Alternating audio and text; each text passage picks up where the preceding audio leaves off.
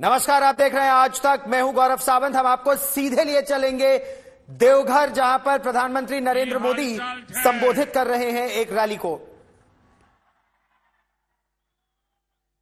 मंच पर उपस्थित भारतीय जनता पार्टी के वरिष्ठ सहयोगीगण,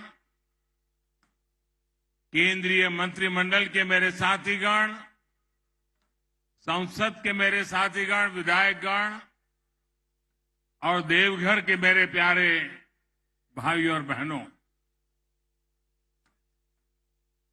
कल देवघर की दिवाली पूरा देवघर दीप मालाएं प्रज्वलित कर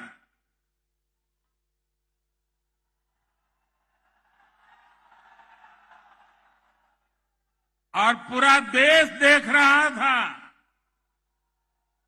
कि जब विकास की गंगा बहती है तब जन जन के दिल में कितना आनंद होता है, कितना उमंग होता है। वो कल पूरे देश ने आपने दीपक जला करके पूरे देश को संदेश दिया है। और आज मैं नए नए एयरपोर्ट देवघर से निकला और बाबा के चरणों में जाने से पहले रास्ते में जिस उमंग और उत्साह से आप सब आशीर्वाद देने के लिए आए थे, पूरा झारखंड, पूरा देवघर, पूरा मेरा सांथाल परगना, आपने जो प्यार दिया है, जो आशीर्वाद दिए हैं, मेरे जीवन की एक बहुत बड़ी पूंजी है। एक तरफ बाबा का आशीर्वाद और दूसरी तरफ ईश्वर रूप जनता जनार्दन का आशीर्वाद।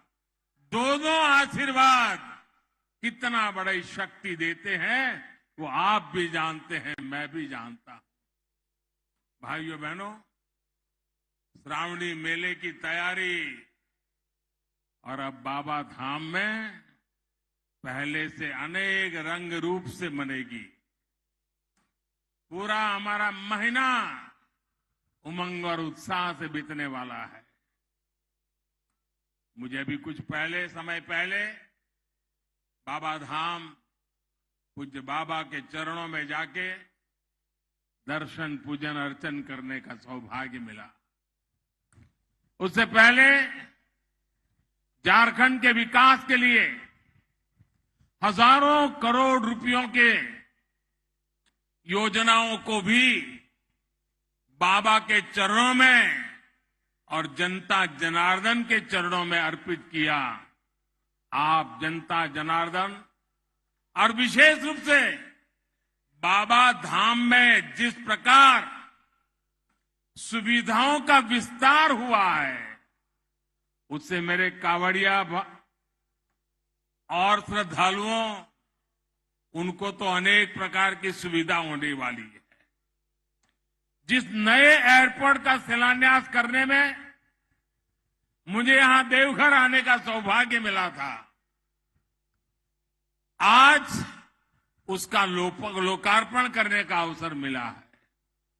आपको याद होगा, पहले योजना की घोषणाएं होती थी, फिर एक दो सरकार जाने के बाद आकर के कोई पत्थर लगा के जाता था और पत्थर लटकता रहता था। दो चार सरकारें चलने के बाद कोई और आता था, फिर वो ईंट लगाना शुरू करता था और पता नहीं कितनी सरकारें जाने के बाद एक योजना सामने दिखती थी। आज हम उस कार्य संस्कृति को लाए हैं, उस राजनीतिक संस्कृति को लाए हैं, उस गवर्नेंस के मॉडल को लाए हैं कि जिसका शिलान्यास हम करते हैं उसका उद्घाटन भी हम करते हैं। हम जनता के हक के पाई पाई की कीमत समझते हैं। जनता के पसीने से आए हुए पैसों का मूल्य समझते हैं और इसलिए जनता जनार्दन का एक पैसा भी बर्बाद न हो जाए, पैसों का समय पर उपयोग हो और पैसों का जो उपयोग हो वो जनता जनार्दन के लिए काम आए, इस संकल्प को लेकर के हम चलते हैं। साथियों, आपने अपना स्नेह देकर मुझे जिस तरह अपना ऋणी बना लिया है, उसको मैं तेज विकास करके, सबका विकास करके चुकाने का ईमानदारी से प्रयास करता रहा हूं, करता रहूंगा। आज 16,000 करोड़ रुपए से ज्यादा की ये योजनाएं इसी दिशा में एक महत्वपूर्ण कदम है। भाई और बहनों, भारत आस्था, अध्यात्म और तीर्थ स्थलों की धरती है। तीर्थ यात्राओं ने हमें बेहतर समाज और बेहतर राष्ट्र के रूप में गढ़ा है। हमें देवघर को ही देखे तो यहां शिव भी है और शक्ति भी है। ज्योतिर्लिंग और शक्तिपीठ यहां दोनों मौजूद है। हर साल लाखों श्रद्धालु दूर दूर से यहां गंगा जल लेकर आते हैं, देश के अलग अलग कोने से आते हैं, बड़ी भक्तिभाव से आते हैं। लोगों को एक दूसरे की भाषा, बोली भले समझ आए या ना आए, लेकिन हमारी आस्था, हमारी सांस्कृतिक विरासत, ये सांझी अमानत है। भारत की इन्हीं धरोहरों को सुरक्षित करने, इन तक पहुंचने का मार्ग आसान बनाने के लिए आज अभूतपूर्व निवेश किया जा रहा है। बाबा बैद्यनाथ धाम हो, काशी विश्वनाथ धाम हो, केदारनाथ धाम हो, अयोध्या धाम हो, रामायण सर्किट हो, भगवान बुद्ध से जुड़े पवित्र स्थान हो, देश में आस्था, आध्यात्म और ऐतिहासिक महत्व से जुड़े हर स्थान में आधुनिक सुविधाएं तैयार की जा रही है। साथियों, आज पर्यटन दुनिया के अनेक देशों में एक आकर्षक उद्योग के रूप में रोजगार का बहुत बड़ा माध्यम बना हुआ है। आज पूरी दुनिया में अनेक देश हैं जिनकी पूरी अर्थव्यवस्था सिर्फ और सिर्फ पर्यटकों के भरोसे चल रही है। भारत के कोने कोने में पर्यटन की शक्ति अपार है, बहुत सामर्थ्य पड़ा हुआ है। हमें इसे और बढ़ाने की जरूरत है। आज दुनिया नए स्थानों को, नए कल्चर को, नई चीजों को देखना चाहती है, समझना चाहती है, जुड़ना चाहती है। लोग कुछ दशक पहले की विरासत देखकर आंखें चौड़ी करती लेते हैं। उनको कभी कभी लगता है अच्छा है, लेकिन जब भारत में आते हैं और यहां हर कोने में, हर पत्थर पे हजारों साल पुरानी यादें वहां पर समाहित हुई देखते हैं। हजारों साल पुरानी इन महान परंपरा दुनिया जब देखती है तो चकाचौंध उनके मन को प्रभावित कर देती है। इसलिए आज ये समय की मांग है कि भारत अपनी विरासत को ज्यादा से ज्यादा और तेजी के साथ संरक्षित करें, वहां आधुनिक सुविधाएं बढ़ाएं। और हम ये पूरे देश में देख रहे हैं कि बीते वर्षों में जिन भी तीर्थ स्थलों को आधुनिक सुविधाओं से जोड़ा गया, वहां यात्रियों की संख्या, पर्यटकों की संख्या अनेक गुना बढ़ गई है। इसका सीधा लाभ वहां रहने वाले आसपास के गांव के लोग, आसपास के जिले के लोग, उनको इनका बहुत बड़ा लाभ होता है। मैं बाबा धाम के आप लोगों को बाबा विश्वनाथ की नगरी काशी का एक उदाहरण देना चाहता हूं। जब से काशी में विकास ने गति पकड़ी है, काशी विश्वनाथ परिषद का सुंदरीकरण हुआ है, बनारस आने वाले श्रद्धालुओं की संख्या में कई गुना बढ़ोतरी हुई है। 3 साल पहले की तुलना में इस साल वाराणसी में अभी तक 3 गुना अधिक यात्री आए हैं। इस वृद्धि के चलते होटल वाले हो, ढाबे वाले हो, नाव वाले हो, ऑटो रिक्शा वाले हो, फूल पौधे बेचने वाले हो, पूजा का सामान बेचने वाले हो, इतना ही नहीं, चाय बेचने वालों को भी बहुत फायदा हो रहा है। उनका कारोबार बहुत बड़ा है। वहां जो हस्तशिल्प का काम होता है, कारीगर बुनकर जो सामान बनाते हैं, उसकी बिक्री भी बहुत ज्यादा बढ़ी है। साथियों, ऐसा ही प्रभाव हम केदारनाथ धाम में भी देख रहे हैं। जब वहां पुनर्निर्माण नहीं हुआ था, जब वहां सुविधाएं नहीं बढ़ी थी, तो कपाट खुलने की शुरुआती 2 महीने में एवरेज 2-2.5 लाख यात्री आते थे। इस साल कपाट खुलने के शुरुआती 2 महीनों में करीब करीब 9 लाख श्रद्धालु बाबा केदार के दर्शन कर चुके।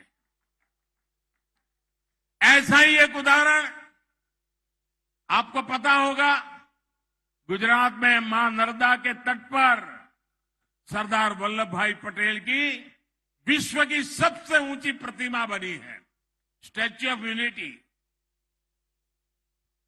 उस जगह पर जाने क्या, उसके निर्माण के कारण, और वो पूरा क्षेत्र मेरे आदिवासी भाई बहनों का क्षेत्र है। वहां हमारे आदिवासी भाई बहन की रोजी रोटी कमाते हैं।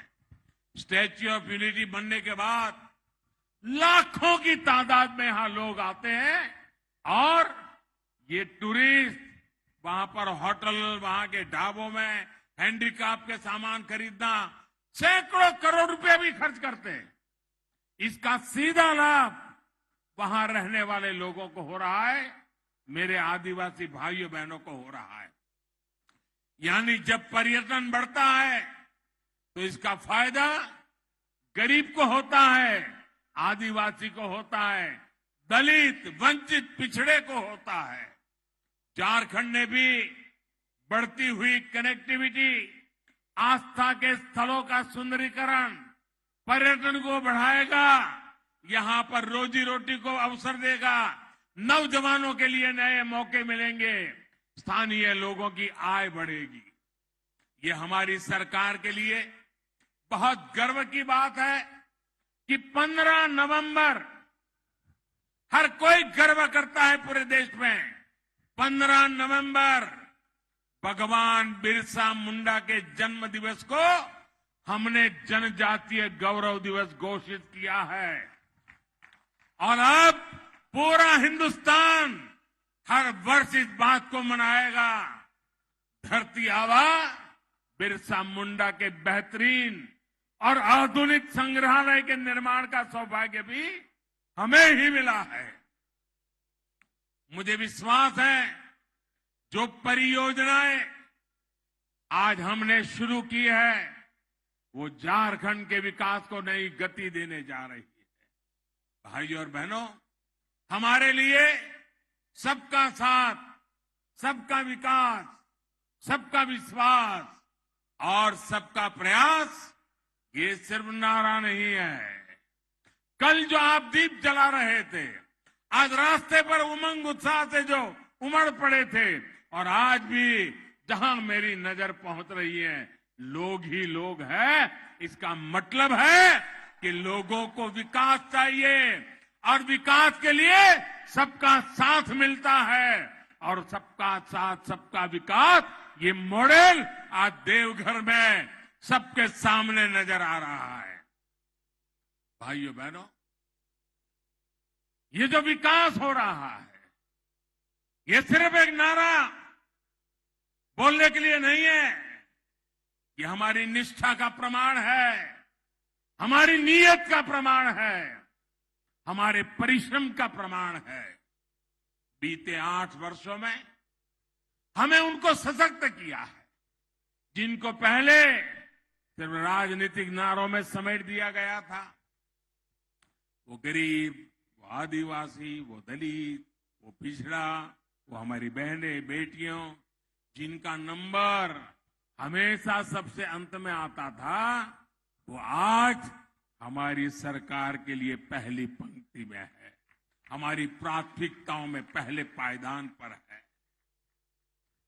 वो क्षेत्र जो विकास की दौड़ में पीछे रह गए, हम उनको आगे लाने के लिए दिन रात मेहनत कर रहे हैं।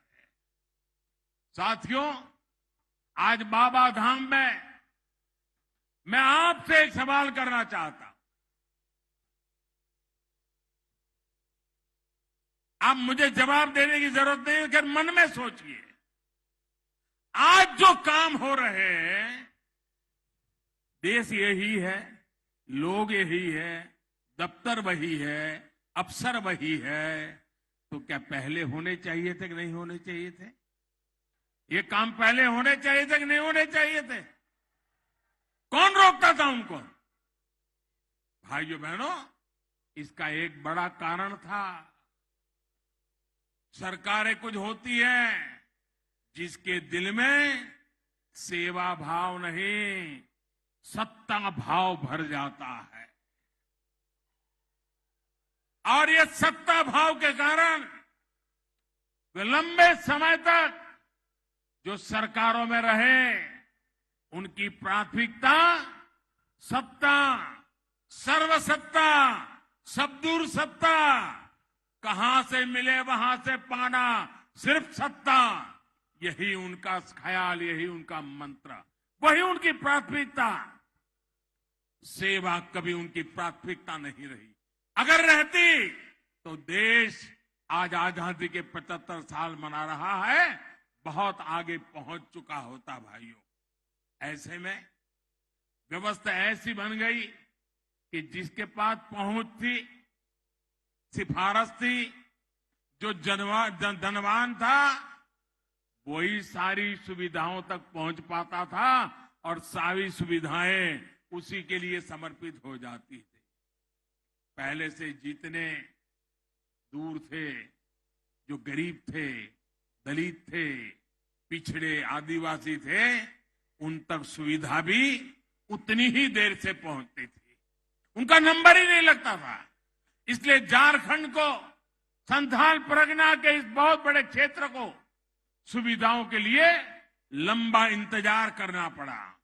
और मुझे गर्व है कि भाजपा की सरकार, एनडीए की सरकार गरीब की सेवा की भावना से उनके लिए जी जान से काम कर रही है। हम गांव गांव तक सड़कें बना रहे हैं ताकि सुविधा मिले तो सबको मिले। हम गरीबों के लिए नए घर बन रहा है।